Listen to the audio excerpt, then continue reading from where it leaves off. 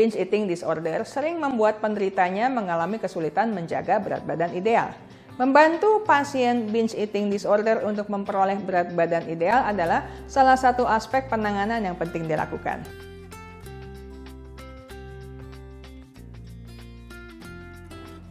Kita masih membahas binge eating disorder. Satu lagi gangguan makan yang dicirikan dengan kebiasaan makan berlebihan tanpa kendali. Saya membagi pembahasan topik ini ke dalam 2 video. Di video pertama, kita sudah memahami mengenai pengertian, gejala, penyebab, dan dampak binge eating disorder. Selanjutnya di video kedua minggu ini, kita akan membahas mengenai hal-hal apa saja yang dapat dilakukan untuk mencegah dan menanggulangi binge eating disorder. Tidak ada cara pasti untuk mencegah gangguan makan berlebihan. Akan tetapi, Anda bisa melakukan beberapa hal ini. Pertama, belajarlah untuk memupuk rasa sayang terhadap diri sendiri. Self-love. Terima diri Anda apa adanya, terutama dalam hal berat badan dan bentuk tubuh Anda. Kedua, usahakan tetap aktif bergerak serta menjalankan olahraga, supaya kehidupan Anda menjadi lebih seimbang. Ketiga, terapkan pola makan yang sehat dengan mengatur waktu makan dan porsi makan yang tepat. Makanlah dengan porsi kecil, tetapi dengan frekuensi yang lebih sering. Utamakan makanan yang rendah gula untuk mengurangi risiko diabetes. Keempat, miliki buku harian makanan alias buku untuk mencatat kebiasaan makan Anda. Anda akan terbantu untuk mengidentifikasi kebiasaan makan Anda mulai dari frekuensi makan, durasi antar jam makan, jumlah makanan yang Anda asup, serta jenis makanan yang biasa Anda konsumsi. Kelima, usahakan beragam alternatif kegiatan produktif dan menyenangkan untuk mengisi waktu atau untuk menepis kebosanan. Mungkin Anda mau berkebun, bermain dengan hewan peliharaan, berkegiatan seni, sendirian atau bersama beberapa teman, membaca buku, atau membuat artikel tentang perjuangan hidup Anda. Selanjutnya mengenai penanganan. Secara umum, tujuan penanganan binge eating disorder difokuskan pada memperbaiki perilaku makan pasien, meningkatkan kesehatan mental pasien, membantu pasien memperoleh berat badan ideal, dan mengatasi masalah kesehatan lain yang bermuncul terkait binge eating disorder. Ada beberapa hal yang dapat dilakukan.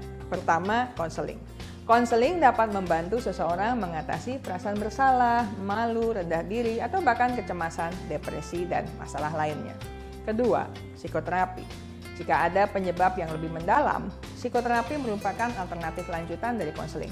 Individu yang menjalani psikoterapi dibantu memahami pemikiran dan cara-cara baru dalam menyelesaikan masalah atau konflik.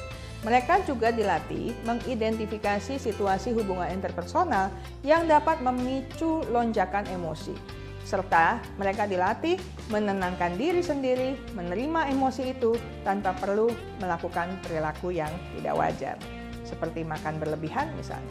Ketiga, psikofarmaka alias terapi obat. Bila mana diperlukan, jika memang terbukti ada gangguan mental, dokter akan memberikan obat-obatan yang dapat membantu mengatasi gangguan mental terkait binge eating disorder untuk mengurangi atau menghilangkan episode binge eating tersebut. Keempat, konsultasi dengan ahli gizi untuk mengontrol berat badan. Binge eating disorder sering membuat penderitanya mengalami kesulitan menjaga berat badan ideal. Membantu pasien binge eating disorder untuk memperoleh berat badan ideal adalah salah satu aspek penanganan yang penting dilakukan. Target penurunan berat badan yang diharapkan adalah sekitar setengah kilogram per minggu. Dalam prosesnya, ahli gizi akan menentukan jumlah serta jenis makanan yang dikonsumsi dan membantu individu mencari cara menahan nafsu makan secara lebih efektif. Dengan menurunnya berat badan, individu diharapkan lebih percaya diri dan muncul citra positif terhadap dirinya sehingga binge eating disorder-nya bisa berkurang secara perlahan. Kelima, berkomunikasi, berkomunitas dengan para penyintas yang berpikiran positif.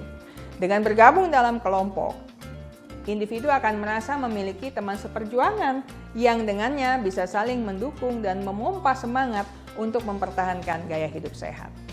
Keenam, melakukan mindful eating.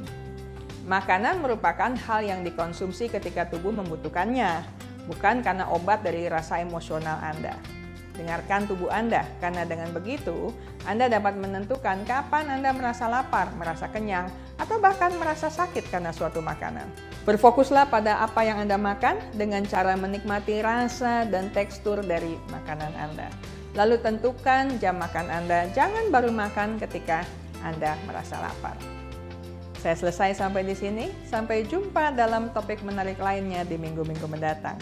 Terima kasih untuk kesetiaan Anda bergabung dalam channel ini dan ingat baik-baik, kesehatan mental Anda sangat berharga. Jagalah, pertahankanlah dengan sekuat tenaga.